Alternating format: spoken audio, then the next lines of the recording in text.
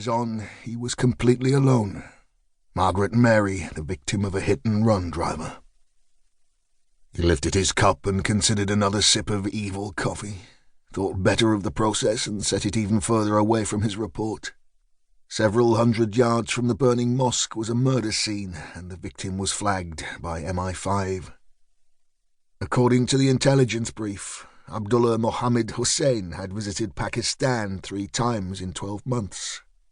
He was loosely associated with individuals of interest to the firm and had been arrested at a recent anti-government protest.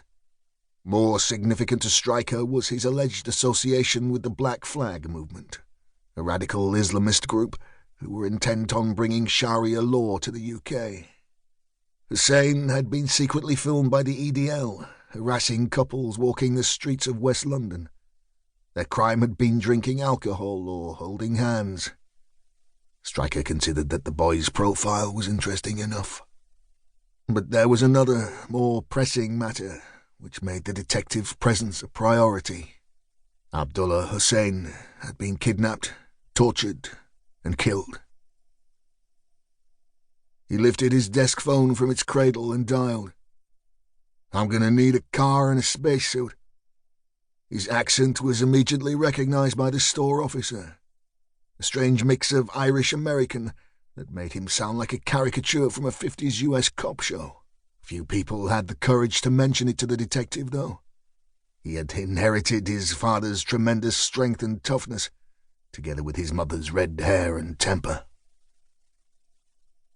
It took Striker 20 minutes to get within half a mile of the scene, then another 20 of detours and doubling back. The delay aggravated him, but despite his irritation and the occasional vocal outburst toward the odd rioter, Striker was calm-ish. In spite of his horrible temper and frightening appearance, Striker had what his mother had insisted calling a gift. His father had been more pragmatic and called it intuition. Striker could visualize things in his head that others couldn't. And when something wasn't quite right, well, he just knew it. Roadblocks were set at every junction, some official, some no more than residents with makeshift barricades trying to protect their homes. He eventually eased the Audi forward through the riot cops that were a thin line of defence for the fire crews, trying valiantly to douse the burning mosque 30 yards further down Deepdale Mill Street. His roof light flashed blue neon into the night sky. It reflected off the clear plastic shields that protected the cops from missiles, and back to Striker's windscreen. Young Asian men, their faces hidden by scarves, thumped on the roof and bonnet of the car, shouting abuse at the detective sergeant as he edged ever closer to his destination. Older men in national Pakistani dress sat on their haunches at the curb, dazed and subdued. It seemed they were oblivious to the violence in the air, and simply watched and waited.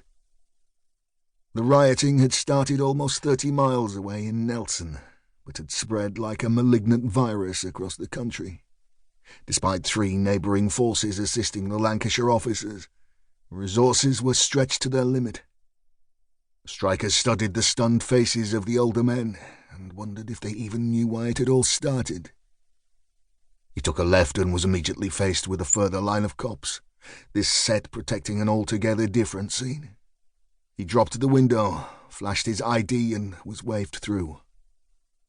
Mill Autos was a small industrial unit, the last in a line of 5. The garage, turned car repair shop, was protected by metal gates and a G4S sign. How often the area was patrolled by the private security firm, Striker had no way of knowing. He did consider that it was extremely unlikely that any guy on less than £7 an hour would have risked a visit to Deepdale in the anarchy that surrounded the site this night. The not-so-protective gates had been pushed ajar, but the opening was sealed by yellow crime scene tape. A young detective with bird-like features and an unfortunate chin, dressed in an overcoat far too big for his slight frame, stood at the gates. He held a clipboard and did his best to look important. Striker parked behind the long line of murder scene vehicles, walked around to the boot of his car and removed a set of paper coveralls from a sealed plastic bag. He added shoe covers and